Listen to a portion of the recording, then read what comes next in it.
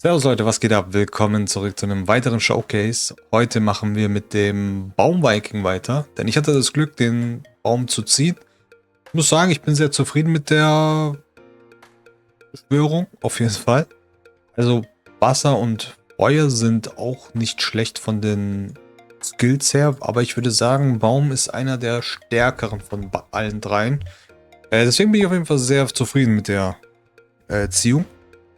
Das Ding ist, ich wollte mit den Dinos eigentlich weitermachen. Ich habe noch den Dark Dino gezogen. Das Problem beim Dark Dino ist nur, ich meine, dass er nicht so funktioniert, wie er soll. Ich weiß nicht, ob ihr den schon gesehen habt, gelesen habt, wie auch immer.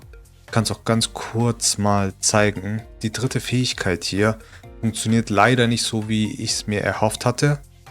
Denn dieser Debuff wird erst mit dem Angriff quasi dazu verliehen. Also bedeutet, man macht Schaden und erst nach dem Schaden wird dieser Debuff quasi auf das andere Monster verliehen.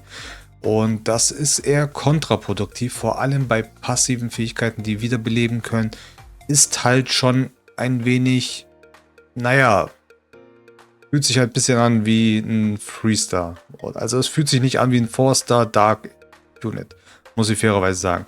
Da werde ich auf jeden Fall nochmal die Entwickler nachfragen, ob das so sein soll oder also als Feedback vor allem, weil ich finde, das passt einfach nicht. Weil ich hatte den schon ein bisschen probiert, weil ich sehr neugierig auf ihn war. Vor allem gegen Reviver und alle möglichen. Aber da werde ich nochmal nachfragen und dann werden wir gucken, wenn das halt so sein soll, dann werden wir es halt versuchen so hinzubekommen, dass es funktioniert. Aber heute soll es nicht um den Dino gehen, sondern heute soll es um den Viking gehen. Ich finde die Vikings an sich von der Mechanik her sehr interessant mit den Runen. Denn je mehr Runen die haben, desto mehr skaliert ja die zweite Fähigkeit, glaube ich, bei allen oder allen 5 Vikings, wenn ich mich nicht täusche. Und hier ist es auf jeden Fall so, dass wir quasi einen Verteidigungs-Damage-Nuker haben, der C10 kann, Kontrolle haben kann, mit dem Verhöhen, auch hier strippen kann, Death buffen kann. Also es ist alles in einem, ne? Es ist wirklich, wir haben alles dabei.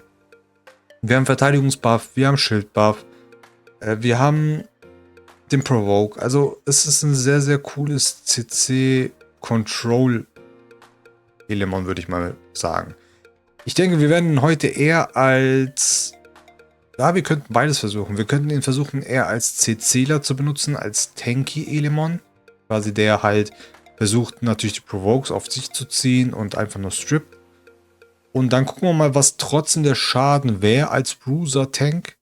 Und dann könnten wir theoretisch noch versuchen, ihn als Damage-Dealer zu probieren.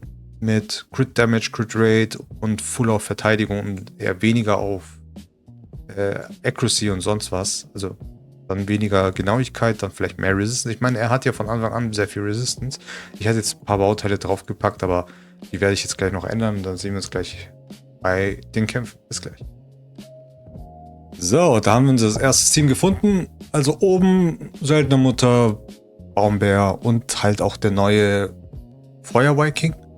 Ich denke, der wird jetzt hier nicht wirklich was bringen, weil seine Passive ist ja, dass er jedes Mal eine Rune bekommt, wenn er oder ein Feind Heilung erhält.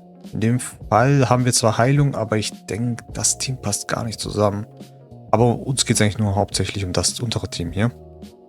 Da habe ich jetzt hier den Psychirurgen, die Söldnermutter und den Wassermann im Harnisch. Ich denke mal, wir probieren es. Also wir werden mit der Domfighterin natürlich auf die Feuersöldnermutter gehen und mit den anderen 2 wollen wir natürlich mit ihm C10. Er wird 2-mal Immunität geben, aber wenn wir ihn provoken oder zumindest Debuffs landen sollten, sollte kein Problem sein. Wir werden es einfach probieren. Und gehen einfach erstmal rein. So, das ist wie immer das gleiche. Ihr kennt das Team, ist nichts Neues. Ich finde es so schade, dass ich öfters immer wieder sehe, auch ob es jetzt bei uns in der Gilde ist oder bei anderen auch bei Gegnern. Finde ich es schade, dass keiner dieses Team nutzt. Es ist das sicherste Team gegen diese Kombination. Deswegen wundert es mich einfach, dass wirklich keiner ansatzweise dieses Team benutzt. Also das ist echt ein Rätsel für mich immer noch. Also nutzt das Team. Das ist echt wirklich das beste Team, was ihr haben könnt. Es funktioniert sehr, sehr gut. Aber man hat gesehen, also die Runen, die er bekommen hat, haben jetzt nicht wirklich viel gebracht, würde ich sagen. Jawohl, doch, 16.000 ist nicht wenig. Bei wie viel Runen waren das? 3 oder 5? Ich weiß gar nicht drauf geachtet. Aber gut. Das ist kein Problem für uns. Jetzt schauen wir mal. So. Wir machen Death Buff. 70% mehr. Jetzt können wir entscheiden. Wollen wir... Ich meine, die haben ja keine Buffs. Wir haben Verteidigung erhöht schon drauf. Und könnten theoretisch direkt mit dem Angriff mal drauf gehen. Aber wir haben keine Runen. Dann bringt das natürlich nicht viel. Vielleicht erstmal mit dem Single-Hit auf ihn gehen. Dann probieren wir es erstmal rauszunehmen. Perfekt. So, 2 Runen haben wir schon mal. Das hat jetzt keine Rune gegeben irgendwie. Jetzt versuchen wir die zu strippen. Sehr schön.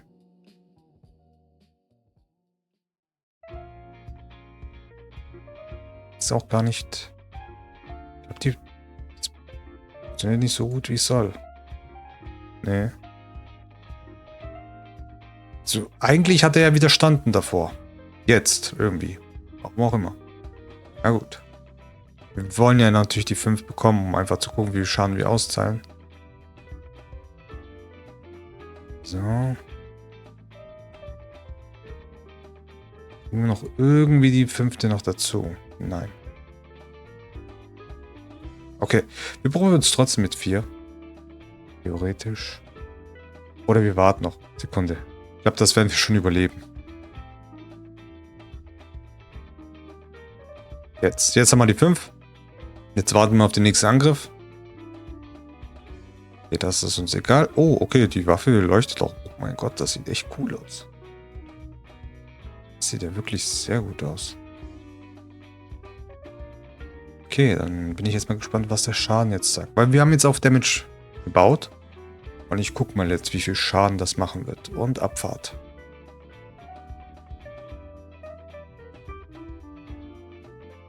Warte, 15.000 und 38.000. Was davon war jetzt was? War schon ohne Defense Break. Wohlgemerkt. Ich bin mir jetzt nur nicht sicher, was die 15.000 waren und die 38.000. Weil eins davon war ja der Damage, den er vom Psychologen übernommen hat. Ich kann nur nicht sagen, welches davon was war. Aber einer von beiden hat auf jeden Fall sehr viel Schaden bekommen. Ja, wir werden weiter probieren. So, als nächstes probieren wir es mal gegen dieses Team hier aus. Ich habe ihn jetzt auch immer noch als Damage Dealer, also ich hatte vorher die Bauteile ja nicht gezeigt. Ich habe den jetzt komplett auf Verteidigung, Crit Rate, Crit Damage, also ein bisschen Crit Damage, Resistance ein bisschen draufgepackt. Man kann den natürlich auch als C-Unit nutzen, wie ich schon gesagt habe, aber ich glaube, es ist schon besser, wenn man ihn nicht als C-Unit benutzt, weil man will ja, dass die Effekte widerstanden werden, damit überhaupt Runen draufkommen. Ich glaube aber, die Fähigkeit funktioniert nicht so gut, wie es soll. Ich glaube, die ist buggy. Bin mir nicht sicher.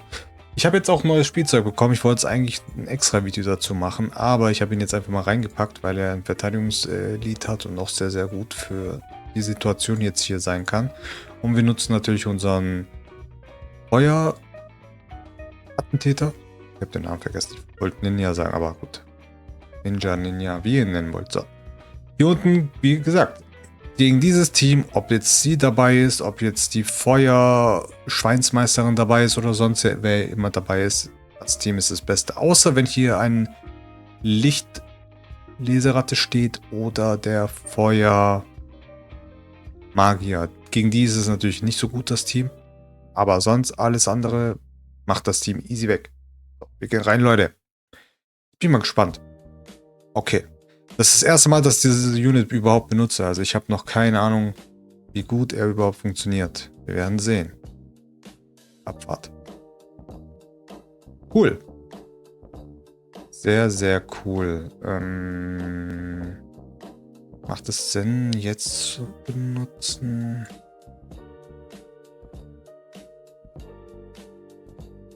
I guess. Nicht so viel, wie ich erhofft habe, aber wir machen Skill 1.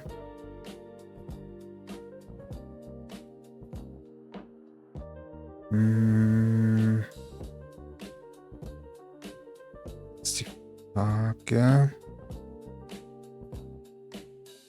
Ich würde sagen, ich versuche erstmal. Ja, sehr schön. Dann nochmal auf dich. Perfekt. Kriegen wir dich down? Nice. Jetzt ist die Frage. Er wird jetzt auf jeden Fall ihn snipen wollen. Das wollen wir eigentlich nicht haben. Wir setzen das ein, weil wir noch ein Schild nochmal erhöhen wollen. Sehr schön. Ui, das war knapp. Das war knapp. Ich denke, wir machen es auf ihn. Und dann bam. Was? Okay, das habe ich nicht erwartet.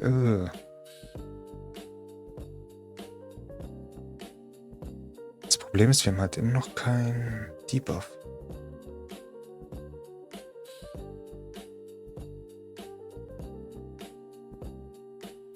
Ich glaube, die Fähigkeit ist verbuggt. Nicht ehrlich.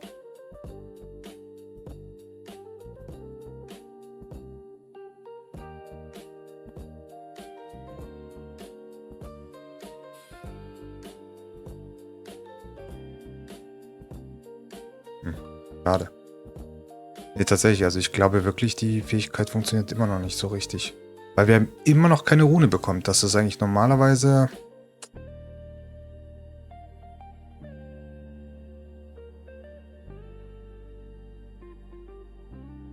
Hier steht ja, schaffe eine Rune, wenn du oder ein Feind einem negativen Effekt widersteht. Das passiert ja hier. Wir haben ja hier Verteidigung senken. Seht ihr? Es ist kein Verteidigung senken draufgekommen. Erst jetzt. Sehr merkwürdig. Sehr, sehr merkwürdig. Widerstand.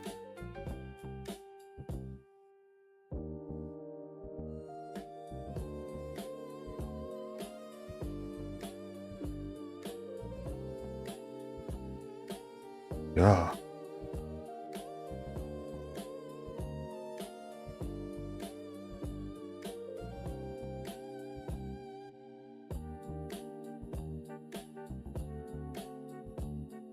Super starke Seelemon. Also es ist irgendwie gerade ein Spotlight eher für ihn als für ihn.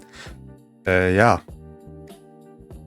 So, wir probieren es einfach nochmal. Ich meine, wir haben nur 2, aber es will nicht besser werden. 27.000 Leute. Okay. Okay. Ja, GG. Ja, das Team hier, wie gesagt, eigentlich überlege ich gerade, ob ich das rausschneide, aber ihr wisst, wie es ist. Immer das Gleiche. Zack, weg damit. Auch wenn er sterben sollte, wir haben sie als Backup. Sie heilt ihn, sie wiederbelebt ihn einfach. Easy peasy, gar kein Problem. Und dass sie wiederbeleben hat, ist komplett uns egal, weil sie wird sowieso als allerletztes gekillt. Von daher ist es uns völlig egal. So, jetzt die Frage. Sollte aber trotzdem reichen, glaube ich. Ja. GG. Ja, also ich habe mir das nochmal auf Englisch durchgelesen. Es ist genau das Gleiche. Also es steht genau das Gleiche. Es ist nicht ein Anzeigefehler oder so. Es muss ein Bug sein oder ist es wirklich nur speziell für irgendeine bestimmte Situation.